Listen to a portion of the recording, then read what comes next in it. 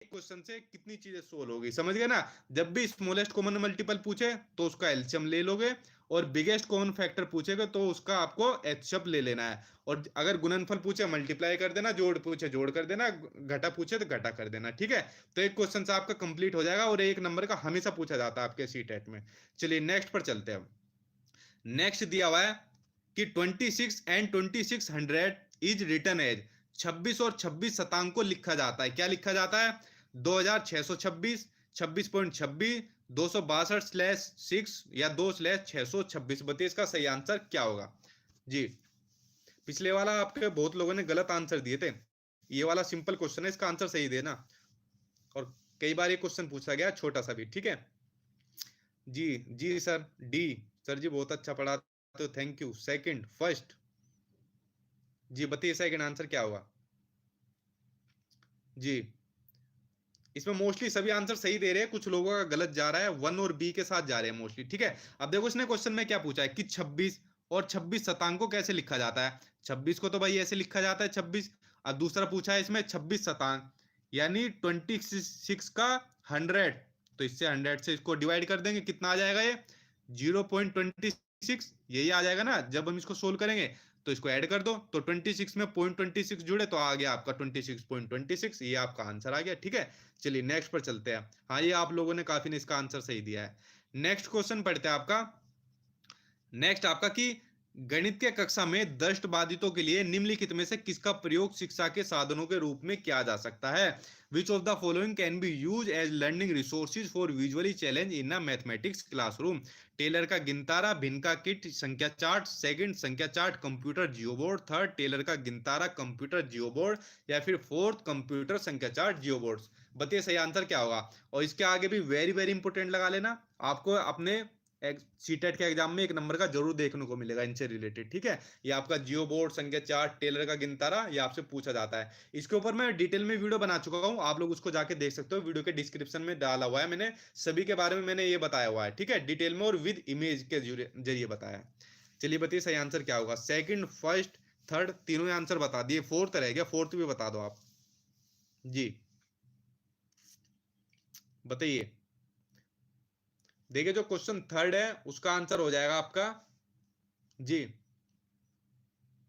Question third का answer हो जाएगा आपका थर्ड, टेलर का गिनतारा, जिसको कि एबेकस बोलते हैं, कंप्यूटर जियोबोर्ड। देखो अगर मैथ की क्लास में दष्ट बाधित यानी जो देख नहीं सकते, ठीक है, देखने में जिनको प्रॉब्लम होती है, तो किसका प्रयोग शिक्षा के साधनों में यानी रिसोर्सेज के रूप में किया जा सकता है, वो आपको बताना है। देखो कंप्यूटर आप लोग जानते हो, इसका यूज किया कर सकते हैं, अगर कोई देखने में भी जिसको प्रॉब्लम है तो कंप्यूटर के थ्रू वो सुनकर कर सकता है, ठीक है, तो एक रिसोर्स का काम करता है कंप्यूटर, आप लोग सभी जानते हो। अब बात करते हैं टेलर का गिनतार और जियो बोर्ड जिसको बोलते हैं। देखो यार इमेज के थ्रू कोशिश करना आप समझने की, ये होता है आपका देखो एबेकस, ठीक है, आपको दिख रहा है ना आप सामने स्क्रीन पर, इसलिए मैं बोल रहा था कि इनको स्क्रीन ये इमेजेस के जरिए समझाना बहुत आसान होता है, ठीक है। अभी आपको सामने स्क्रीन पर दिख रहा है आपका अबेकस, जिसको गिनतारा बोलता है।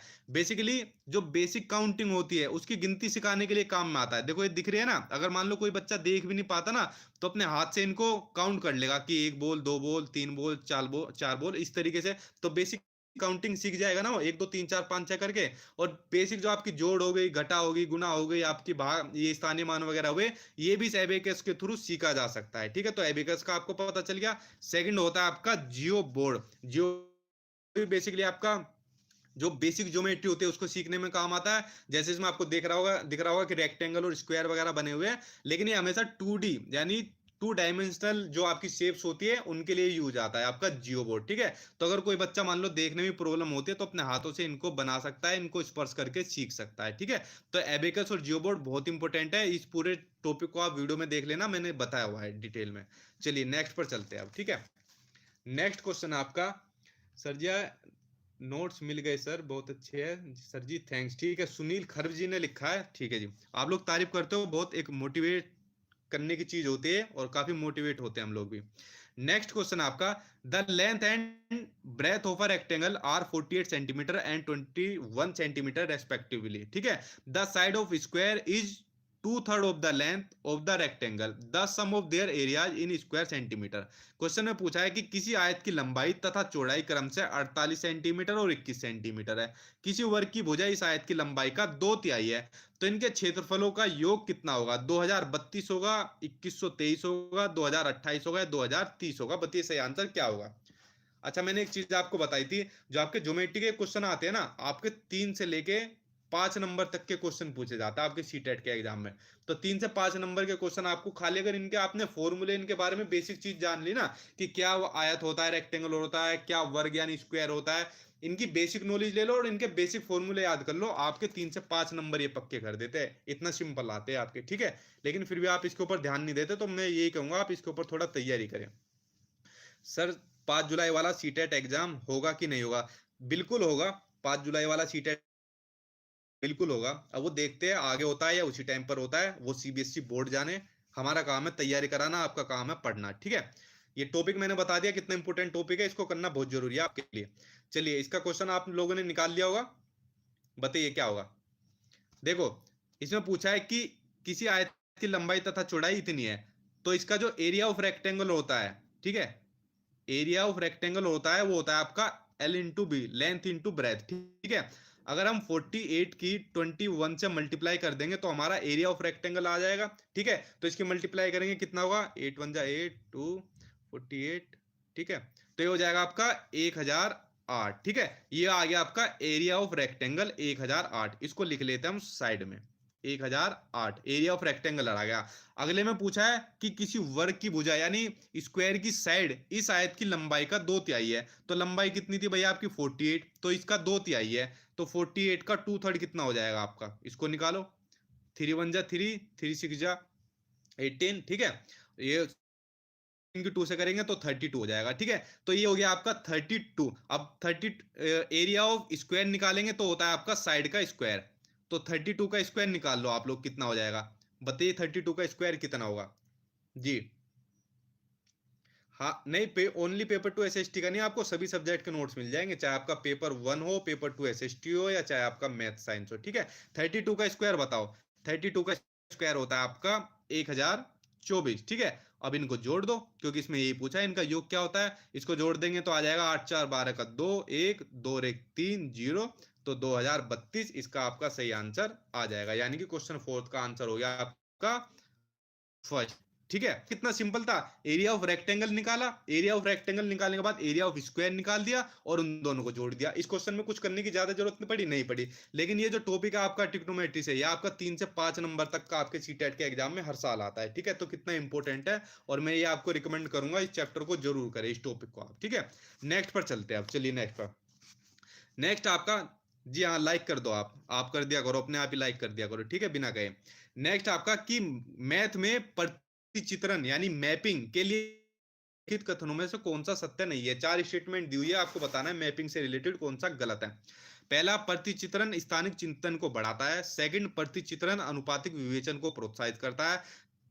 थर्ड, प्रतिचित्रण गणित पाठ्यक्रम का भाग नहीं है। या फिर प्रतिचित्रण का गणित के कई विषयों से समाकलन किया जा सकता है। बताइए सही आंसर क्या होगा इसका जी। कमेंट पढ़ता हूं आप लोगों के, इसका सही आंसर बताइए आप लोग जी। सर हमारा भी नाम ले लो, रीना कुमारी जी, ले लिया मैंने आपका नाम, ठीक है। बताइए अब इसका सही आंसर क्या होगा? Third, fourth?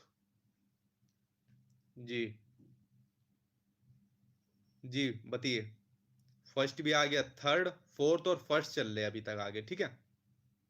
देखिए जो क्वेश्चन 5 का आंसर हो जाएगा, वो हो जाएगा आपका आंसर थर्ड ही हो जाएगा, ठीक है। प्रतिचित्रण गणित पाठ्यक्रम का भाग नहीं है। भाई भाग नहीं है, बिल्कुल ये भाग है, और बहुत इंपॉर्टेंट पार्ट है आपका ये मैथ का, ठीक है। जो आपका प्रतिचित्रण होता है, प्रतिचित्रण मीन्स किसी भी चीज का प्रतिरूप। जैसा आपने शिरडी में जब जाओगे, साईं बाबा का मंदिर देखा है ना, तो साईं बाबा के मंदिर में साईं बाबा की कितनी बड़ी मूर्ति रखी रहती है, लेकिन आपने देखा होगा मंदिर के बाहर भी छोटी छोटी मूर्तियां रखी होती है। तो वो क्या होती है? वो बड़ी मूर्ति का ही आपका प्रतिचित्रण होता है, ठीक है। और अगर मैथ की टर्म्स में मैं इसको बताऊंगा तो इसमें बहुत टाइम लगेगा, इसी तरीके से आपको इसको समझना है। और ये मैथ के पाठ्यक्रम का, इसके करिकुलम का बहुत इंपॉर्टेंट पार्ट होता है, ठीक है। तो अगर नहीं आएगा ये, हाँ आएगा। बाकी तीनों पॉइंट को भी देख लेना, ये भी इंपॉर्टेंट है। चलिए नेक्स्ट पर चलते हैं। फिफ्थ का थर्ड, सुपर पढ़ाते हो sir ji, thank you, notes बहुत अच्छी है सर, ठीक है, चांदनी पांडे जी, थैंक यू जी। चलिए नेक्स्ट पर चलते हैं। सेकंड का नोट्स होगा कि नहीं, सेकंड का भी होगा, पेपर सेकंड का भी होगा, ठीक है आपका। चलिए नेक्स्ट आपका, एक बोतल में 750 मिलीलीटर जूस भरा जाता है और ऐसी 6 बोतलों को एक कार्टन में पैक किया जाता है। 450 लीटर जूस के लिए आवश्यक कार्टनों की संख्या क्या होगी, वो आपको बताना है। 100 होगी, 75 होगी, 80 होगी या फिर 90 होगी, बताइए सही आंसर क्या होगा। चलिए आप लोग इतने सोल्व करते हैं, आपको एक चीज बताता हूँ। देखो जो आपका एक चैप्टर दिया होता है मापन का, ठीक है, इसको इंग्लिश में बोलते हैं मेजरमेंट से, ठीक है। ये आपका 1 नंबर का, कभी भी उठा के देख लेना, सीटेट के इतिहास में हमेशा 1 नंबर का आपका क्वेश्चन पूछा गया है। इसको कराने की मैंने ऐसी ट्रिक बताई है, मैंने वीडियो बताया। चलिए आप लोगों ने आंसर भी निकाल लिए, दे भी रहे हो और बहुत अलग अलग दे रहे हो। फर्स्ट बता रहे हो, बी बता रहे हो जी। देखिए क्वेश्चन 6 का आंसर निकालिए अब आप लोग जी। देखो इसका आंसर कैसे निकलेगा। अब देखो, इसने कहा है भाई एक बोतल में कितने आता है, 750 मिलीलीटर जूस आता है, ठीक है, एक बोतल में आता है। और एक कार्टन में कितना आएगा भाई, एक कार्टन में आपकी 6 बोतल ली थी, तो कितना हो जाएगा, 750 की 6 से मल्टीप्लाई कर दो, तो ये कितना हो जाएगा 750 की 6 से, ये हो जाएगा आपका 0,04500 मिलीलीटर, ठीक है। यानी आपका एक कार्टन में 4500 मिलीलीटर जूस आता है आपका, ठीक है। अब इसने एक, इसको साइड में लिख लेता हूं मैं, ठीक है, ताकि कंफ्यूजन ना हो। 4500 ये आपका आता है एक कार्टन में, मिलीलीटर जूस है, ठीक है, मिलीलीटर में है।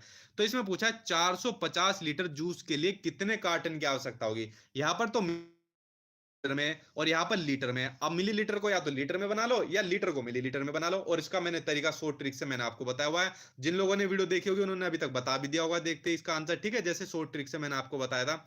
देखो मिलीलीटर को लीटर में बताएंगे तो इसको 1000 से कन्वर्ट कर लेंगे, तो हो जाएगा आपका 4.5 लीटर हो जाएगा, ठीक है, ये आपका।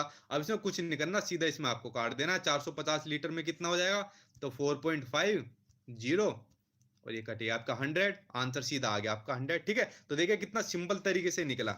चलिए नेक्स्ट चलते हैं। देखो मैथ आपको मैं इसी तरीके से बताऊंगा शॉर्ट ट्रिक के जरिए, ताकि एग्जाम में आपको कम टाइम में बिल्कुल सटीक आंसर मिल सके। क्योंकि पेडागोजी में देखिए इतने लंबे लंबे क्वेश्चन आते हैं, इनको पढ़ने में आपको बहुत टाइम लग जाता है। पढ़ते हो फिर उसको समझते हो तो पूरा टाइम खा जाता है आपका मैथ। कम से कम जो न्यूमेरिकल होते हैं उनको तो कम टाइम में किया जा सके, ठीक है। चलिए अब क्वेश्चन पढ़ते हैं। दो अंकीय संख्या को दूसरी एक अंकीय संख्या या दो अंकीय संख्या से गुणा करने की प्रक्रिया को समझने के लिए निम्नलिखित में से कौन सी पूर्व जानकारी होना आवश्यक है। Which of the following is an essential prerequisite to understand multiplication of a two digit number by a one digit or a two digit number। क्या होगा, योग का कर्म विनिमय गुण, गुणन का कर्म विनिमय गुण, थर्ड गुणन योग पर वितरण के रूप में, या फिर फोर्थ गुणन विभाजन के प्रतिलोम के रूप में। बताइए सही आंसर इसका क्या होगा जी। हाँ बताइए, क्वेश्चन 7 का आंसर क्या होगा आपका जी। कर्म विनिमय गुण, अच्छा कर्म विनिमय गुण होता है आपका, जो सीक्वेंस होता है, क्रम होता है उसका अदला बदली, ठीक है, ये होता है आपका कर्म विनिमय गुण। यानी जो भी सीक्वेंस होता है, क्रम होता है, उसका अदला बदली करना। चलिए अब लोग बताइए जी। सर आपके नोट्स में हिंदी और इंग्लिश लैंग्वेज के भी नोट्स है क्या। जी हाँ, हिंदी इंग्लिश लैंग्वेज के हैं। आपको पेमेंट कैसे करनी है, नोट्स की प्लीज डिटेल बताएं सर। पेमेंट की डिटेल आपको मेरे व्हाट्सअप नंबर पर मिल जाएगी, ठीक है, उस पर आप फोन पे, पेटीएम, गूगल पे जो भी चलाते हो उससे कर सकते हो। सर सी, सर मुझे ऑल सब्जेक्ट के नोट मिल सकेगा, मिल सके। चलिए आप लोगों ने इसका आंसर बता रहे हो और बहुत लोग गलत भी जा रहे हो इसके अंदर। देखिए जो इसका आंसर सही होगा वो होगा इसका क्वेश्चन 7 का आंसर थर्ड, ठीक है। देखो एक चीज बताओ, यहाँ पर बेसिकली क्वेश्चन में क्या कह रहा है समझना उसको, कि दो अंकीय संख्या को, ठीक है, यानी टू डिजिट नंबर को दूसरी एक अंकीय संख्या से गुणा करने पर। अब दो नंबर की कोई भी संख्या ले लो, आप नंबर ले लो, 25 ले लिया और एक नंबर की से इसको गुना करा, ये तो क्वेश्चन में कह रहा है वो, ठीक है। तो इसको करने की, गुना करने की जो प्रोसेस है, प्रक्रिया है, उससे पूर्व कौन सी जानकारी होना आवश्यक है, इसको सोल्व करने से पहले कौन